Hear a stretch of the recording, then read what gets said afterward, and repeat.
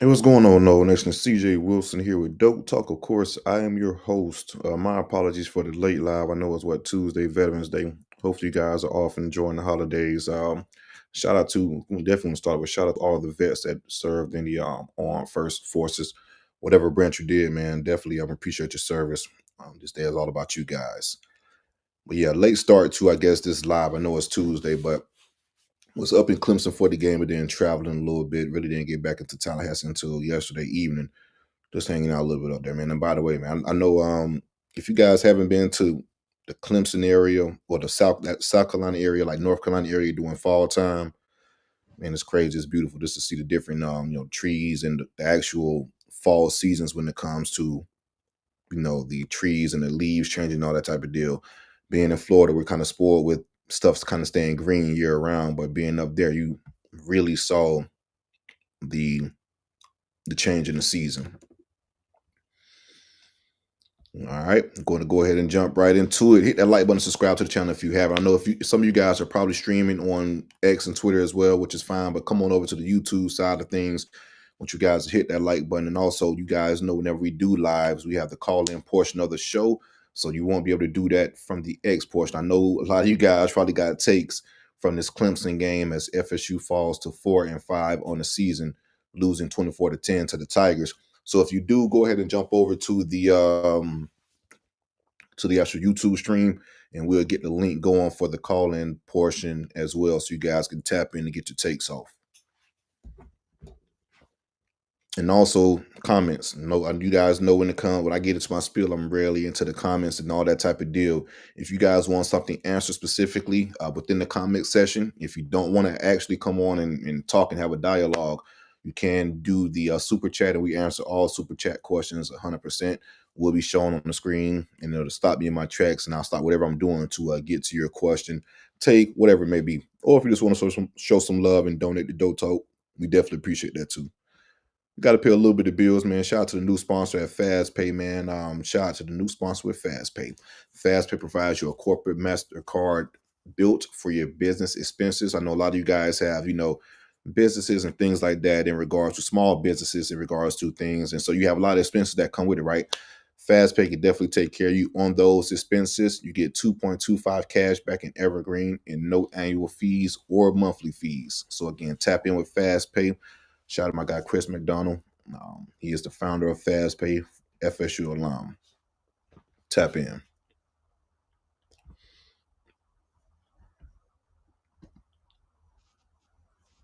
I see you guys are kind of lined up ready to get into the call-in portion. I like it. All right, let me get to my spiel real quick. All right, so we end up losing 24-10 against Clemson, night game in Death Valley.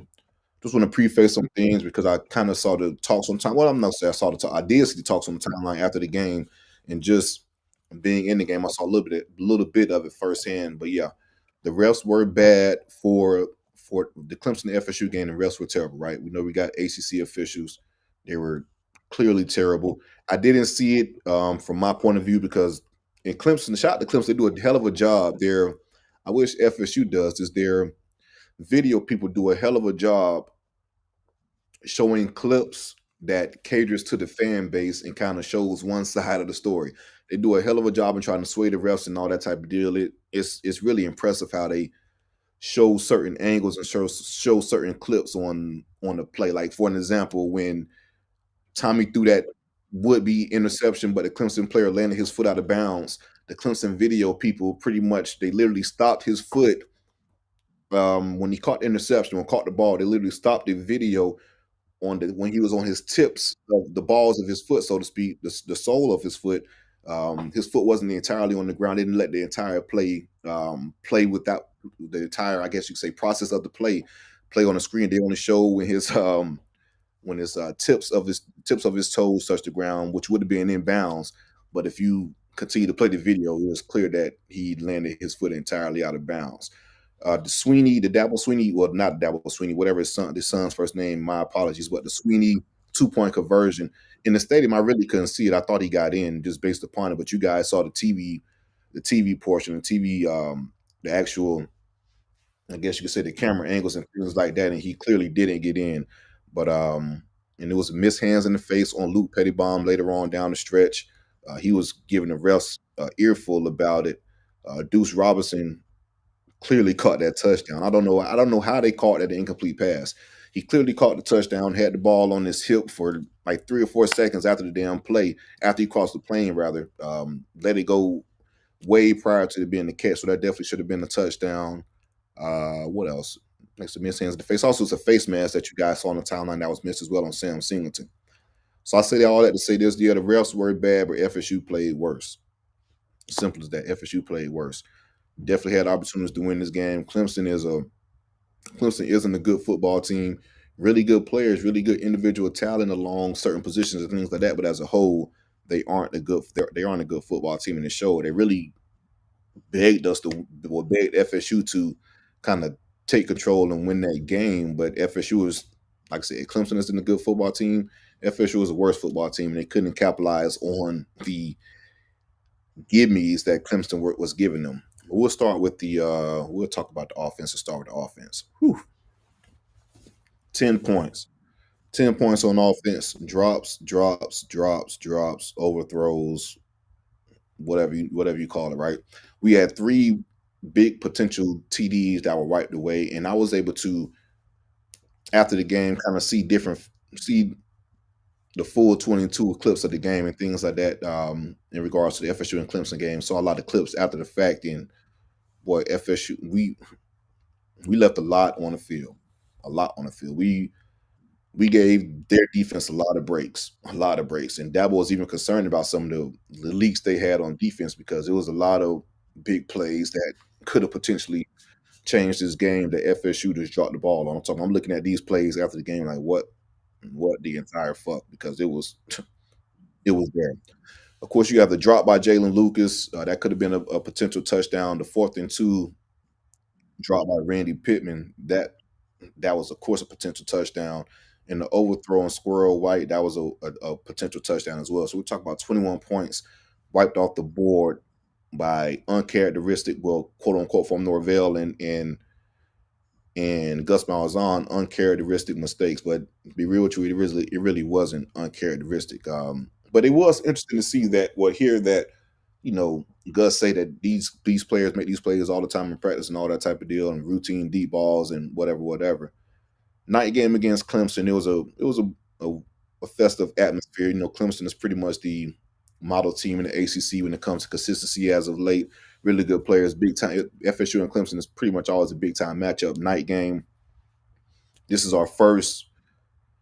I'm not gonna say first real road game, but first road game in this type of environment. Were the lights too big for those guys? Was it too bright?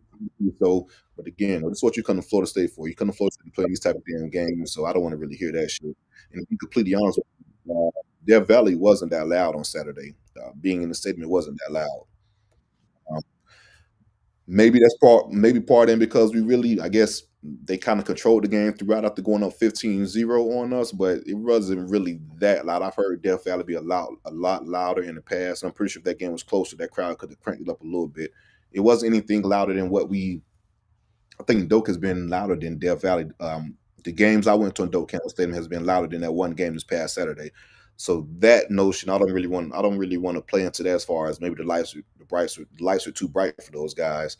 But if they were, it could have been, but I don't know. That's just my opinion on that. But just speaking about that Randy Pittman drop, rather, that was a game changing play, man. 4th and 2, and the defense Clemson was in. It was the perfect play call by Gus Malzahn because Clemson, this gives some information after the fact. Clemson thought we were going to be, based upon the season and other 4th and shorts we ran, Clemson thought we were going to be doing something else, right? So they called the defense tailored to what they thought we were going to do on that 4th and short situation. And with that defense, called a perfect damn play and was able to leak. Pretty much, he got the safety in the corner. They were occupied by two deep routes by the receivers, and he was able to leak out Randy Pittman on the so-called wheel route, so to speak, and have him wide open. Again, it was a great play call, great design.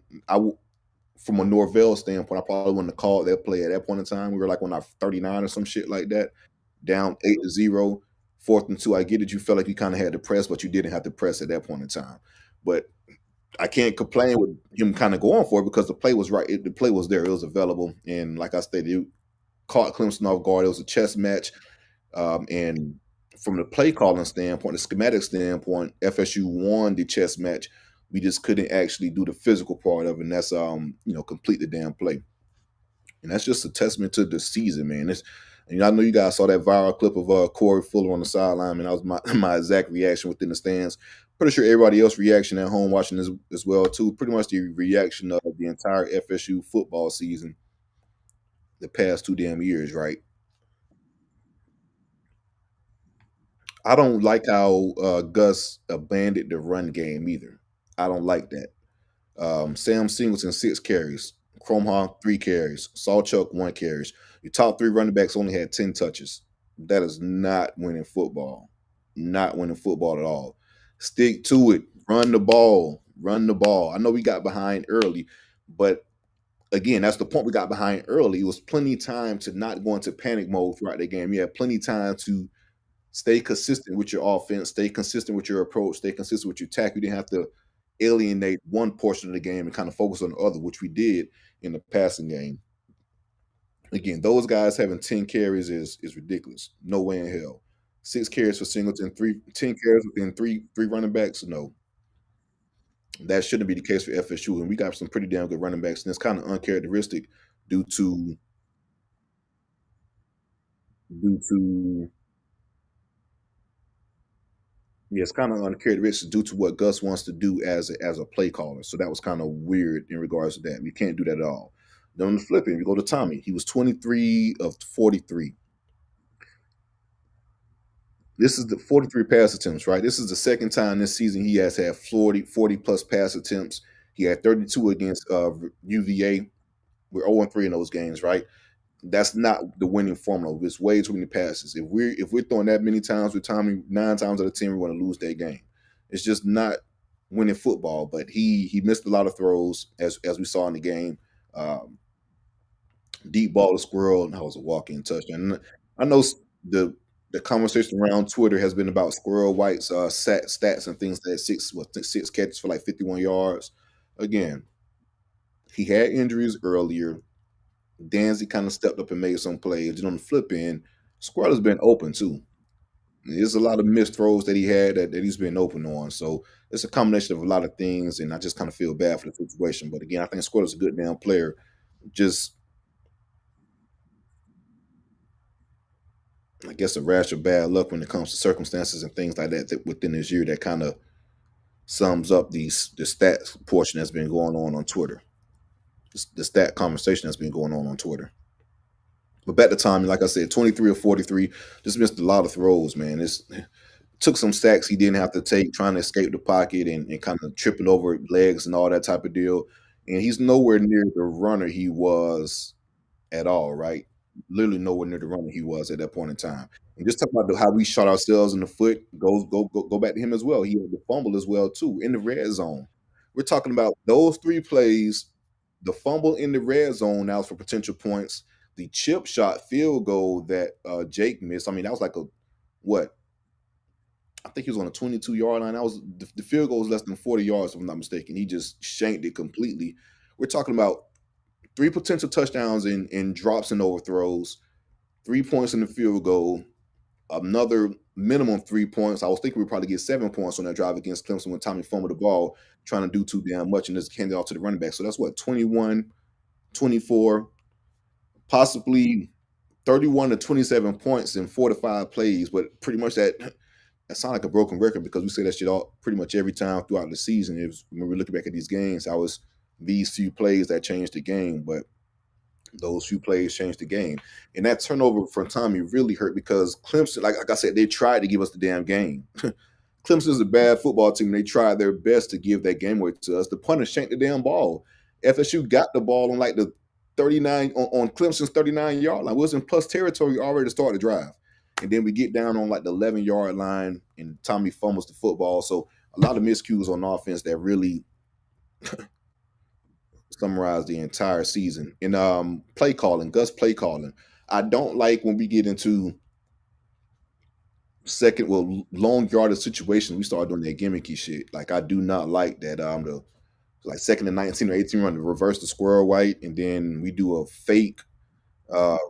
I guess you're trying to catch them off guard with the fake cadence play and all that type of deal. Let's run down plays, man. You got an NFL wide receiver in Deuce Robinson that pretty much did whatever he wanted to against Clemson in certain instances. You have Squirrel White that kind of could take the top of the defense. Danzy that could take the top off the defense. You could draw up plays, and then of course Pittman is a reliable target in the pass game as well. Dwayne McCourt, another really good receiver that makes the most of his limited opportunities. So within those four guys, like come on, you could draw up some legit passing plays to get 18 yards on. You should have some legit passing plays to get you 18 yards on two plays. Like, and I think it was at that point in time it was probably three down territory. So I think he really had at that point in the game, it probably was three down territory. So you had three downs to get 18 yards, right? It's no way in hell you don't have intermediate passing plays within the playbook that you can't, get 18 yards within three plays. But no, we're going to do reverses and um, fake cadence snap counts to try to throw people off guard and stuff. No, man, actually dig into your passing game bag if there is one, and get into your intermediate stuff. You got 2 to 3 plays to get 18 yards. You got very capable receivers that can make plays down the field. Moving on to the defense. And again, we got 300 or so people that's viewing. I know it's a combination of X and YouTube, but again, venture over to the YouTube, hit that like button, and subscribe to the channel if you haven't already. And if you want to join the conversation, because after I get into my defense build and a few other things, we're going to go ahead and open the phone lines up for the caller. So if you're on X, you won't be able to join that. So come on over to the Twitter side of things if you want to join the broadcast and get your takes off. I know a lot of people had a lot of things to say online and things like that. So I want to hear from you guys as well. Defense won't spend too much time on them. I think the defense played pretty well for the most part. If you give up 21 points, I expect us to win that game. Aside from the first drive, which was 13 plays, 75 yards, they did pretty well. We held Clemson to under 100 yards rushing. Cade had less than 225-yard passing. If you tell me all of this, especially how Clemson defense has been playing as of late, giving up 40-plus points to Duke and that type of deal, and how FSU has been one of the best offenses in the country, you tell me we hold them to 24 points and those yardage, I would think we'll win the game. A few players that did stand out to me, that flea flicker pass off the turnover on downs, the flea flicker touchdown that was caught on Edwin Joseph. I know Arno was the cornerback that blitzed. He really could have sacked Cade Klubnik because you saw that running back pass coming from a mile away. Once the running back was hitting it off not the running back pass, the flea flicker rather. Once you saw the running back get the ball, he didn't make no real attempt to actually run the ball. Took a few walking steps forward and kind of turned his shoulders a little bit.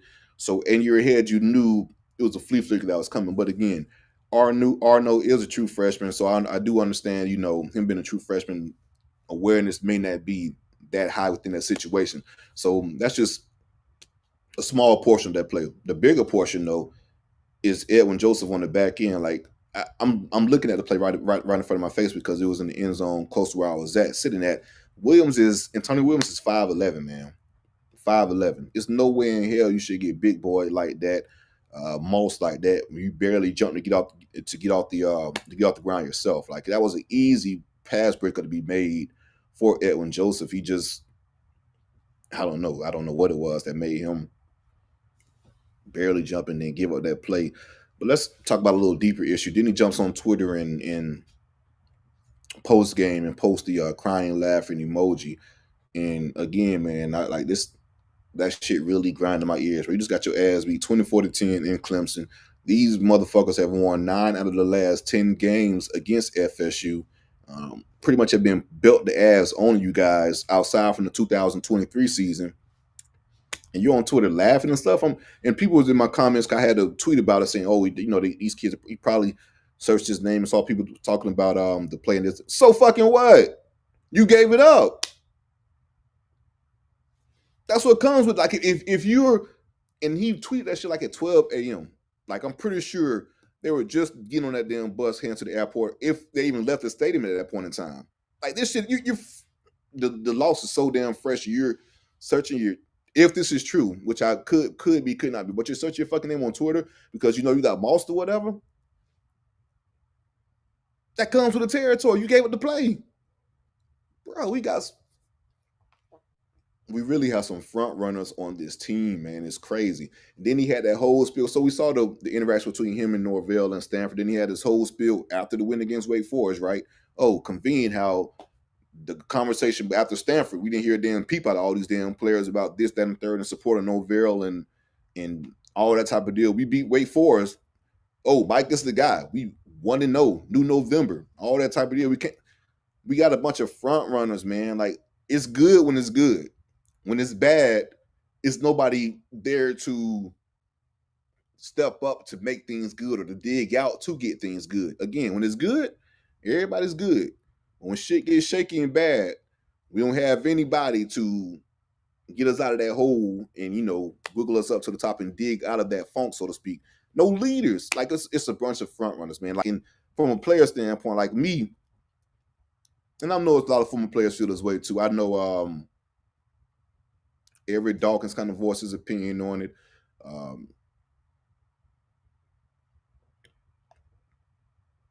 My apologies. Big Coop voiced his opinion on it. He got on this podcast and talked about it and things. A lot of former players kind of got upset at that because, like, bro, like, from a leadership standpoint, like, y'all let that slide. Like, if we see that within the locker room, well, I'm not gonna say we because I'm not a part of the team, but if you see something like that as a team, as teammates, you see your teammate do that, you got to check him and hold him accountable for that. Like, bro, what you read the room? Read the room, man. You got to read the room. But again, that tweet, that tweet literally symbolizes FSU football these last few years and the type of players we have and the mindset they have. But at the same time, who's holding these guys accountable? Players, cool. What you as a coach, like, we see shit like this, and then as a coach, we put those same players back out there, right? You're either coaching or allowing it. You're either coaching or allowing it, man. There's no accountability, man. There's no seeing that shit was disheartening. Man, appreciate the membership, man. Shout out to, I'm not even sure, MKHMWM MK, whatever that is. My apologies. Shout out to the subscription, man. Shout out to the membership, man. We get busy at Dope Talk. We hang out a little bit. But yeah, man, that play really, not necessarily that play, but just that tweet.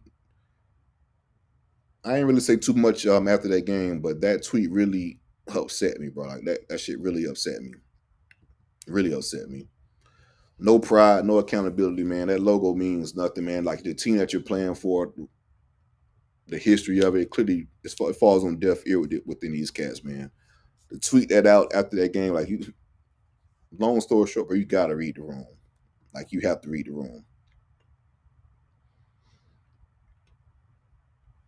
But I do believe that's a reflection of the leadership from the top down. What you're either coaching or allowed, and you gotta, going back to that Stanford game and that interaction between Norvell and Edwin Joseph on that sideline. Like, nah, bro, he shouldn't have been back in the game. But he was back in the game that following drive, and that told me the entire story. And that was part of the reason why I said after that change need to be made, because just everything was a little lost in my opinion. Yeah, defense didn't play too bad. Jerry Wilson, he gave up a few plays, missed tackle, and things like that. But overall, I didn't really have too much of an issue with the defense.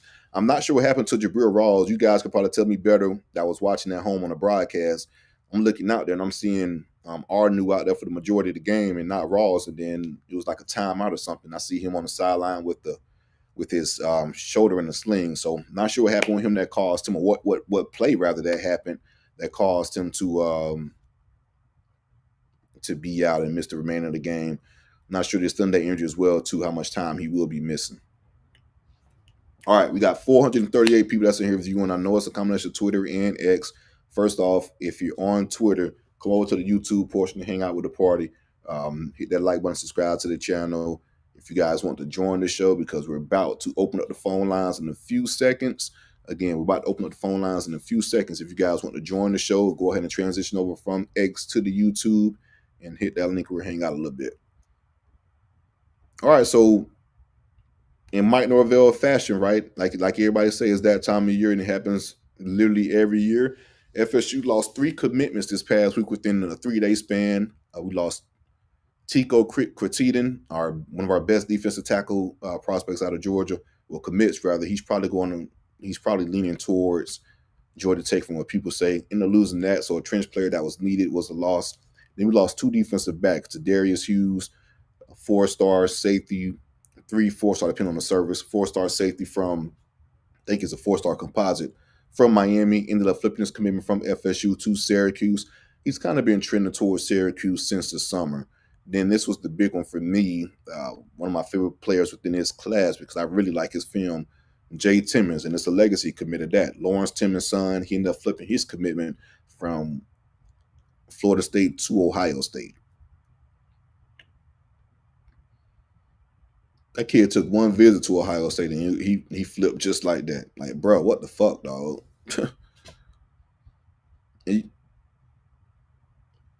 I mean, damn. People talk about the signs all the time. What the top players that FSU has lost within every year.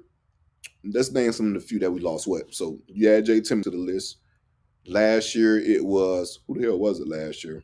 Like we lost so many last year because we're doing the 2-10 season. We lost a lot of receivers during that point in time and things like that. The year before that, who do we lose? Oh, KJ Bolden. We lost KJ Bolden to Georgia.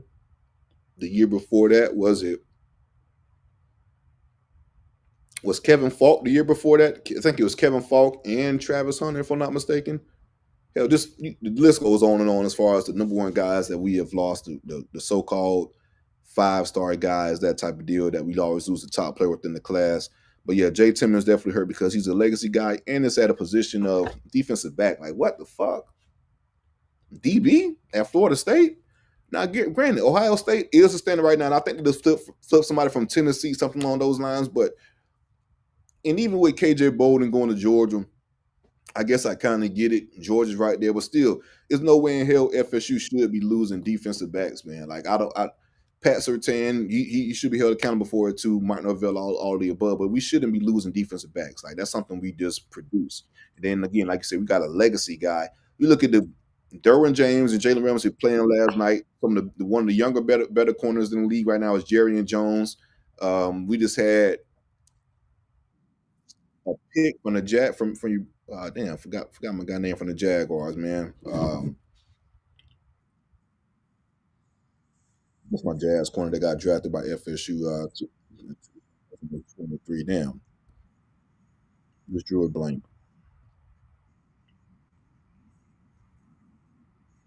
But again, we have those guys. He's called a pick for the Jaguars. Damn, what the hell, bro? Jerry and Jones. My apologies, Jerry and Jones. Jerry and Jones is called a pick from the Jags. So we produce defensive backs. Like I don't.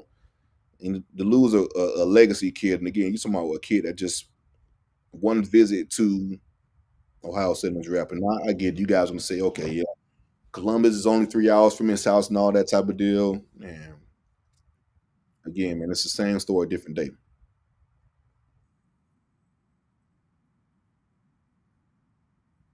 Play my theme music.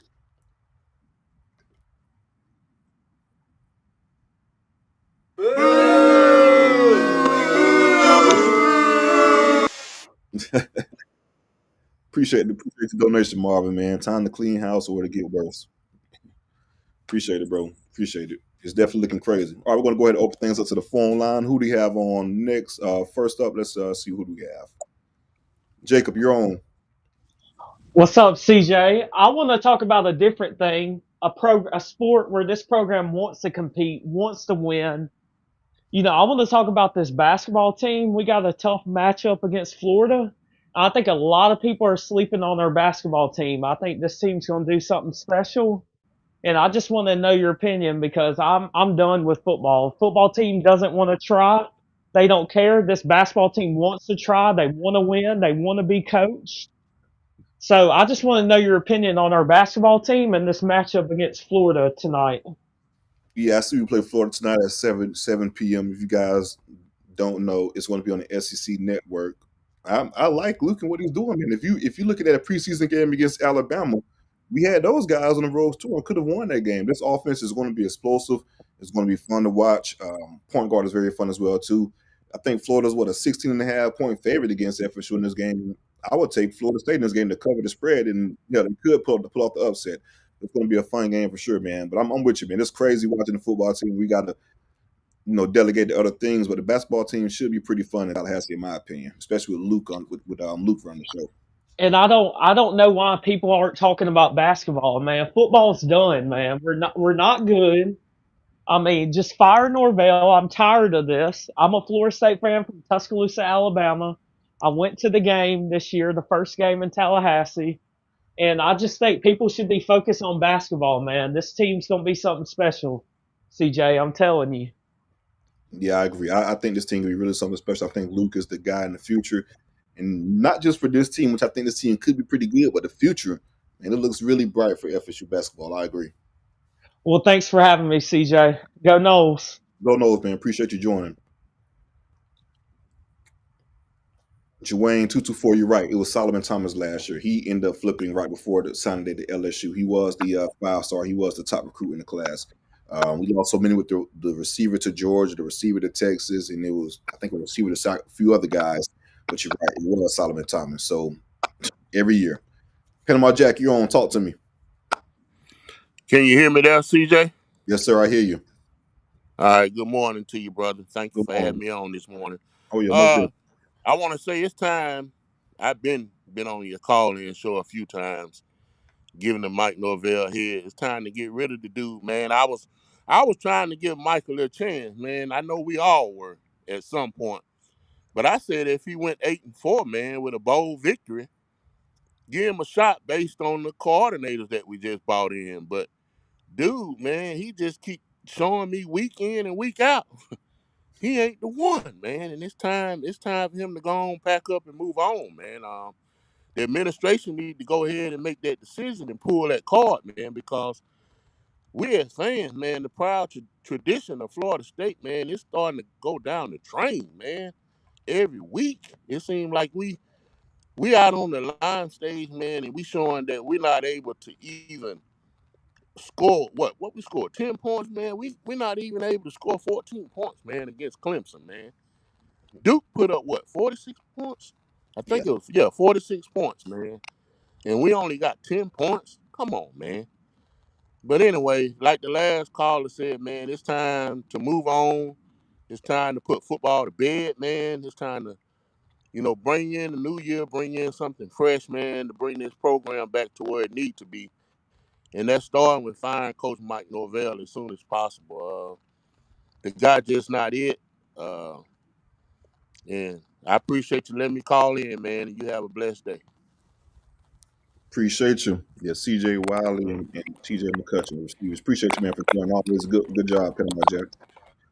Uh, But yeah, and it's going to be, if anybody else want to call in, we have the link in the comment section. Go ahead and join the link if you want to call in and get your take off.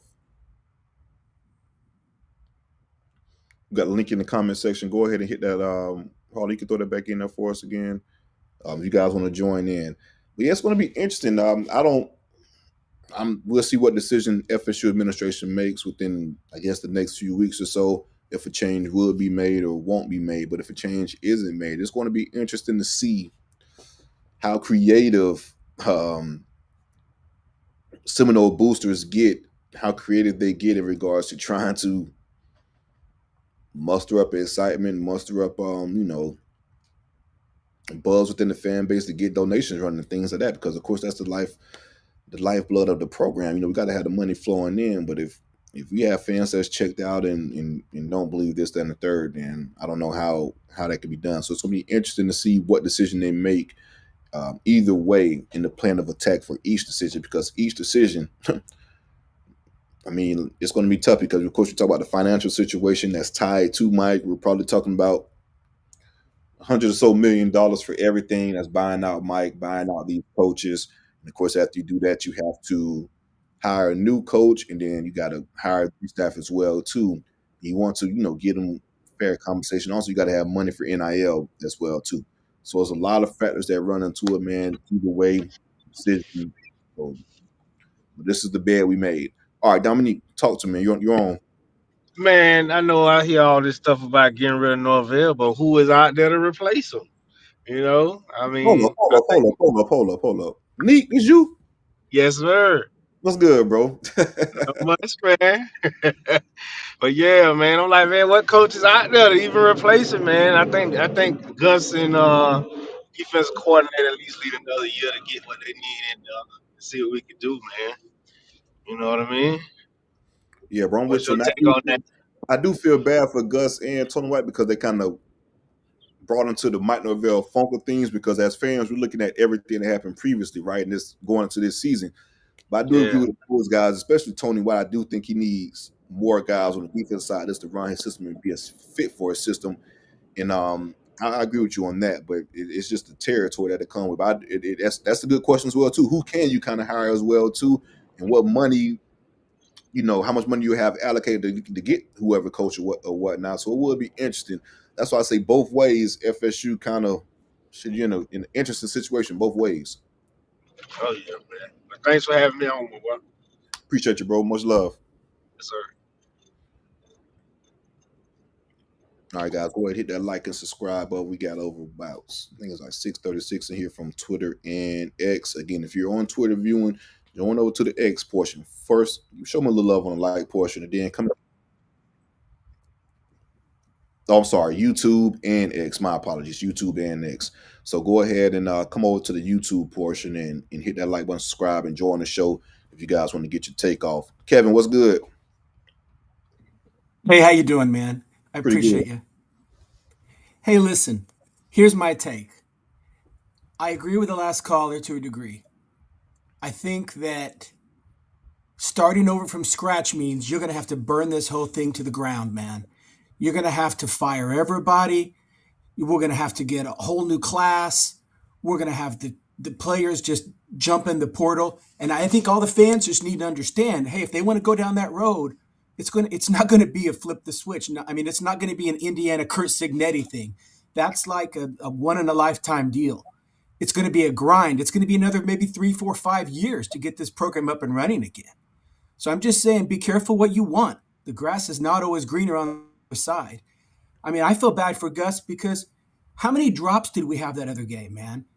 I mean, I know those guys are trying, but my goodness. I mean, that fourth down play, that kid, I mean, I like him. He's a good player. If that play would have come through, Jalen Lucas dropped the ball. I mean, there were some plays that I don't know how to explain them. No, But I just want to say, I'm a booster. I'm a season ticket holder. I'm there every week. I have a son who's a marching chief. I mean, I'm invested in the program, but I just don't know if I'm ready for a 4, 5, 6 year rebuild. That's all I got to say, man. Thank you. appreciate you joining, Kev. Most definitely. As far as the 4, 5, or 6 year, I think with FSU being in the ACC, like it's as you guys see, this conference is dog shit. Let's be completely honest about it. This year, like this could have been one of the easiest roads to the ACC championship that I've seen in recent years. So I don't agree to take that long for a program like FSU to be competitive and do certain things within the conference that they're in. I think if you do make a change, it shouldn't take that long. Get some good players in and get actual coaches that know how to evaluate the talent. FSU should be fine. Of course, you'll still have the teams that you play on a regular basis that recruit, um, that quote unquote recruit elite type of talent. Clemson, Florida, and Miami, you'll have those three for sure. And I guess a rotation of a Notre Dame here or there or whatever. But the rest of the conference, you should be able to compete with from a talent standpoint, even though, you should be able to compete with those guys from a talent standpoint, in my opinion, due to the simple fact of it's Florida State. I don't think it should take that long if you have the right guy in place. All right, guys. Anybody else want to hit the call lines? Go ahead and hit that link, and we'll talk. And I do enjoy the takes. I want to hear you guys' perspective and what you think instead of the program. But yeah, we did, and that's the frustrating part, man. But for Mike to say some of that stuff is uncharacteristic is not uncharacteristic. We've seen guys make crucial mistakes in crucial moments pretty much throughout his tenure. The grass brown on his side. That's hilarious. All right, guys, hit that like button, subscribe to the channel. See, next year we got Alabama, Clemson, SMU, Louisville, Miami, and UF. That is a hell of a year to start over. That is a hell of a year to start over, man. I agree with that. That is a tough schedule, but I mean, shit, to be completely honest with you, we're looking at the names, right? Alabama, I think is going to be hella good next year, of course, right? Clemson is 4 and 5. We don't know how, even though they've been recruiting well, we don't know how they'll look next year. SMU is a beatable team in my opinion. Louisville is beatable in my opinion. I think they're both pretty good programs from a coaching standpoint. From a talent standpoint, FSU should be okay. Miami, we seen Mario. Again, it looks good on paper, but Miami, they're definitely beatable with Mario at the helm. Then of course UF, they're going to be breaking in a new coach as well next year too. They have a lot of talent. Billy Napier did recruit pretty well, but again, they're going to be breaking in a new coach, and they just got thought about Kentucky. But yeah, the schedule on paper looks crazy for next year, but when you really, really look at it, is it really that crazy? But I do agree from a standpoint as far as bringing in somebody else to that third next year. What, let Norvell fall on the sword next year? But you're still just prolonging the process. But we'll see how it plays out. Whatever decision administration make, either or. But I don't expect them, to be honest with you. I don't expect them. I think we go 1-2 these last 3 games. We'll beat Virginia Tech because it's at home. We're 4-2 at home. We play pretty well at home. We suck on the road. We completely suck ass on the road. We're 0-4 on the road this year. 0-4? What are we on the road? Virginia, Stanford, Clemson, 3, 4, 5. Virginia, those are the 3 games we had on the road. Yeah, I think we're 0-4 on the road this year. Are we? This damn team so sorry. I just forget the damn games. Let's see. Yeah.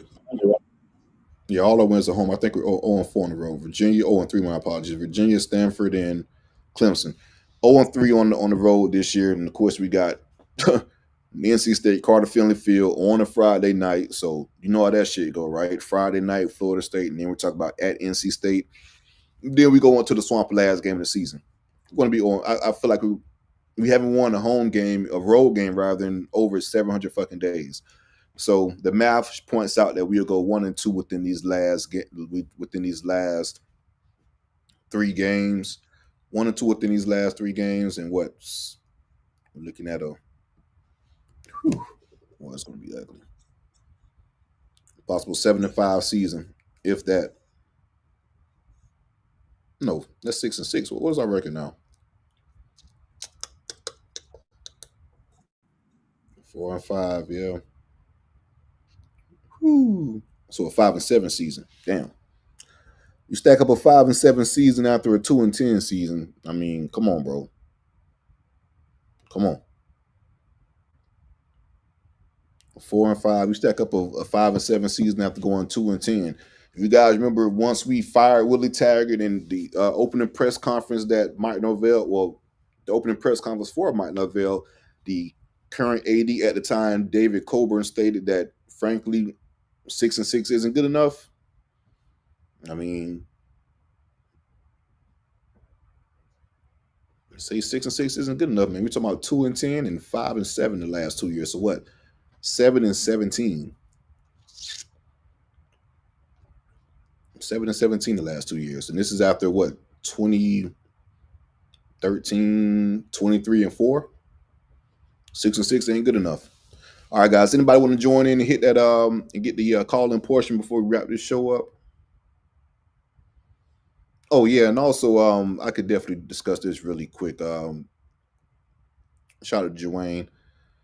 CJ, what do you think about Norvell press conference yesterday? Talk about winning championships. I put a tweet about this about this too. Like, bro, okay, you won an ACC championship. That's perfectly fine. But it's just the way he was talking about. Like, the ACC championship is the expectation at Florida State. Like, I'll get to that take in 1 second. Let me finish this take. Let me finish this take first, Harlan. The ACC championship is the expectation. Like you're saying, we won championships. We'll do it again. Oh, whoop-de-doo. That's what we expect to do in the ACC. We won 16 ACC championships. Like, when you come to Florida State, you expect to win the ACC championship, complete for the national championship. We're talking about winning championships as a fan base. We're talking about national championships. We're not talking about the ACC championship. We expect that shit to come. Like, 16 championships since we joined this league. Now, granted, I know, and someone up under my tweet pretty much had a screenshot of the recent history in which Clemson has been dominating and we haven't been. And look at the coaches we've had within those recent histories. Jimbo left in what 2017, going on 10 years. It's been Willie Taggart and Mike Norvell. So yeah, that isn't the standard for FSU though. That isn't the standard. If you look at from what 1990 to 2000 and 1990 to 2000, let's say 15 or so, 25 years. FSU won, within that time frame, FSU won like 15 ACC championships within 25 years. That's the expectation. When you come to FSU, that's the expectation. That's not something that hey, we win the ACC championship once every few years and hooray, hooray. No, we expect to do that every damn year. So that's not something that's, I guess you definitely should celebrate it, but that's not something we're going to that portion of in regards to, that's just the expectation we should be happy for. No, we expect to win ACC championships every year. The national championship is what FSU fans talk about when they talk about championship aspirations. And Mike was talking a little bit sassy, man. He was talking this shit, which I wish he would have been doing a few weeks ago, because his previous press conferences after losses, it's like he's been whispering and mumbling. Like it's been real, has been a lot of confidence. I don't know what the reason behind that confidence from yesterday's PA. Maybe had a conversation this, that, and third, but who knows? But yeah, that's my point on theme music. Tell them to bring me my money. Appreciate the donation, Jeffrey Hill, $10 to the super chat. Administration will keep the fans in limbo still if we lose Virginia Tech. Are they going to let him finish out the season, which is ridiculous?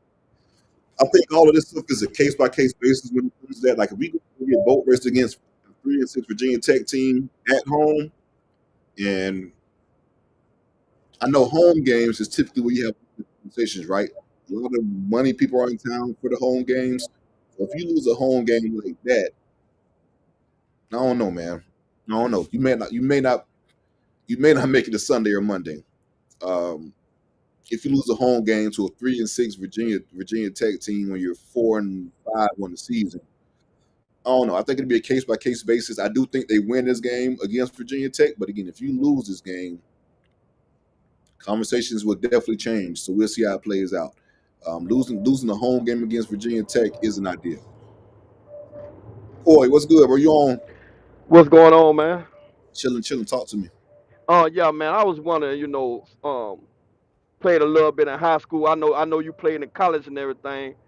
What be the scenario when you got like, in my mind, like a lame duck coach like this? Like when I played and I know my coach about to move on to something else, I kind of like tuned them out. I mean, we be with our position coach a lot more, but when the head coach was about to leave, I didn't even really, I kind of tuned it out. Like, what's your take? How would you think those players responded to the situation like this?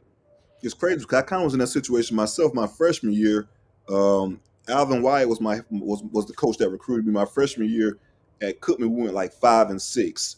We went 5-6 that year, and we lost the Classic against FAMU. And after that, Coach Wyatt kind of knew, like coming to the press conference or coming to the post game locker room and kind of speaking to us. He knew in his voice that it was going to probably be over for him. So they ended up firing Coach Wyatt and ended up hiring Brian Jenkins, and the rest is history. Won a lot of games, a lot of championships with Coach Jenkins. Shout out to the Wildcats right there. But yeah, man, within that situation, going back to looking at my freshman year, it was a lot of players that was checked out within the team. I do think we needed fresh energy within the building. A lot of players were checked out doing this. Not trying to give out too information, but a lot of cats was kind of bucking practice, not taking class serious, not going to class. Just pretty much that whole process. They kind of knew, I guess, what was going to probably happen, right? Then we get a new coach in, Brian Jenkins. Jinx changed everything around. He held us accountable, structure. We had to go classes mandatory. Coaches were checking all that type of deal. One player missed, the whole team be held accountable, this, that, and the third. So I say that to say this, man, like we went from 5-6 that one year to we went 10-1 or 11-1 that following year, winning the MEAC championship, and we were HBCU national champions that year too, going from 5-6 to 11-1, 12-1 that one year. just like that. And it was more so Jinx brought in a few transfers that he brought in from I guess wasn't the portal back then, a bunch of grad transfers at that point in time. Brought in the Uh, transfers this, that, and the third, but the majority was the guys we had on our team. I mean, shit, these are the same players who went 5 and 6 that were kind of checked out with the previous coach. New coach come in and everything changes, and we're MEAC champions, right? So that's my spill on it because I kind of been through it, but it can happen and it can be done. I know Bethune-Cookman isn't Florida State by any chance of imagination, but kind of going back to my previous statement from the previous caller, we're in the ACC and we're Florida State. So if we were to make that change, I don't think it'd be a huge. If we get a good hire, it wouldn't be such a big, big drastic rebuild, so to speak. so at the end of the day, it's like what's held accountability. Because I remember, like, we used to have to go to study hall and, like you say, some of them a buck and stuff like that. But you think it's more of an accountability thing or a scheme thing? Because I mean, it's been 6 years and it's been 4 losing seasons out of 6 years. Yeah. So is it a scheme thing, or is he holding them accountability, or do they not feel Norvell at all? They probably ain't got no kind of feel for Norvell. I think they kind of don't because we see cats that make mistakes all the time, right? Like so Brian McFadden, for example. Brian McFadden kind of pointed this out kind of perfectly in regards to certain situations and kind of being scared of Mickey Andrews, right? B Mac said like Yeah, he was scared to give up a play, a catch. He was scared to miss a tackle. If you give up a deep ball, a bomb, shit, you could kiss the baby. Pretty much, he dreaded right, going to the sideline after those plays because he knew he had to deal with Mickey. There was a chance he wouldn't see the field again, right? We see these guys over and over on the field after making mistakes. We see guys that disrespect Norvell, like a Edwin Joseph, on the sideline and shit that followed the next defensive drive. Edwin Joseph was right there on the field, and we got right. the Stanford game. The reason he chewed Edwin out because it was what 4th and 4 in a He field jumped goal. offside. Yep. Yeah, he got off sides and we get the touchdown. And so the following Hmm. drive, he's back out there. So I don't think it's these guys are being held accountable to that extent. And once you do that, that shit kind of trickles over. And also, last point on that, I do think that message has kind of grown stale. The respond, decline, reverse, adversity, all the type of deal, man. These kids clearly aren't responding the way you want them to respond. So the message is falling on deaf ear at some point in time. Right, right. And since that's the foundation, then you can't just all of a sudden change it, because that's pretty much what you've been constantly preaching to them, right? 6 years, bro. 6 years. So that shit is pretty much habit now. Yeah, yeah, yeah, man. That thing that's crazy, man. So they just gonna let him finish the season out, and I mean, what is it? Why not now? What is it saving, man? I mean, That's a good question, man. I think if we fire him after the season, I want to say like a few $10 million or something along those lines. But I mean, we're talking about pennies in regards to the mass total, right? So I don't I don't know the plan, bro. I can't even call it, dog, because in that with that point, like you said, there's only a few more games left. What are you really waiting for, right? But again, I think it's a week by week basis. So if we go out there and get whooped by Virginia Tech at home, a 3-6 uh, Virginia Tech at home, then we could be having a different conversation on Sunday. yeah, man. Okay, this is my last little question. Then And I'm here gonna you go let right somebody here, else man. get in. You good. Here Um, you go right here, man. Shout out to Fat Mouth Sports 1630. So on 12-1, it's 53 million versus 58 million, which is pennies, right? Because you're still paying 50 plus million damn dollars. yeah, yeah. Do you think the AD and this dude kind of tied at the hip or something? But he didn't They're not. select him to be the coach. That's the thing. They're not really tied to the hip because Norvell Right, is not an Alfred hire. Now, of course, Alfred right, can extend him, but he's not an Alfred hire. So they're not really tied at the hip, I guess. But again, it's just the money that they're tied at. There's a lot of money that's involved, a lot of moving pieces. But I will want to say this on Alfred. I know a lot of people want to give him flack about giving Mike Norvell an 8-year extension, which I kind of agree on. That was a egregious thing, and football is king. But if we do fire a coach, I do have faith in Alfred to make a good hire. He went and got Link Jarrett from a big dog program in Notre Dame, brought him back to FSU. He went and got Luke Louts to Florida State, which seems to be a big time coach. You lose your women's soccer coach, a national champion women's soccer coach, to the national team. Replace that coach with another coach. You end up winning. So I do have faith in Alfred to probably make a hire, the right hire, so to speak, if a good hire for FSU if it comes to that. So the people above him, kind of like the big money people, kind of got him tied to the wall. That's what you feel like with Alpha. It's all about the money, man. I do think the money people really kind of move everything, to be honest with you, when it comes to these schools. But like I said, it's just an interesting dynamic because we have to kind of get up. And I don't know if we have the people to get up that's providing that money. Like I said, you got to give pretty much $100 million to kind of get rid of Mike Norvell. We just hired those brand new coaches off. This is their first year on the deal. You got to pay out the rest of their deal. Yeah, And then you got to hire a new head coach, hire his staff, and a new staff. Yep. and then you got to allocate money to NIL as well too. So it's a lot of dynamics. But again, the more losing you do, the more money shows up. So we'll see. All right, man. Appreciate you. No, I appreciate you for joining. All right.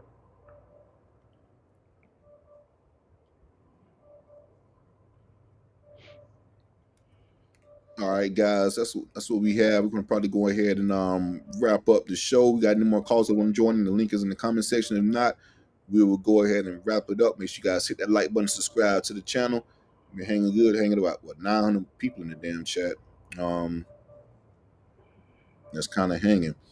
So yeah, if you guys want to join really quick, go ahead and do that. If not, we'll wrap up the show.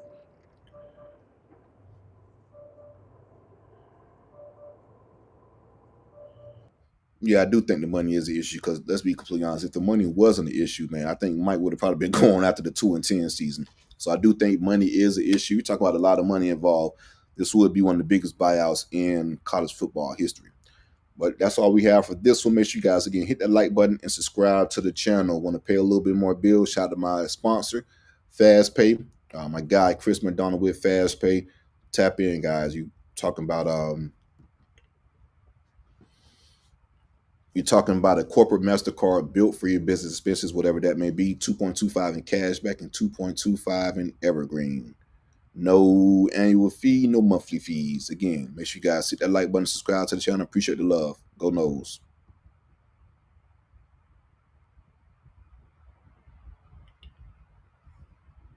Last thing before we get out of here, appreciate the love, Kevin. Nice show. Keep it up. I appreciate that. Much love. Thank you guys for joining.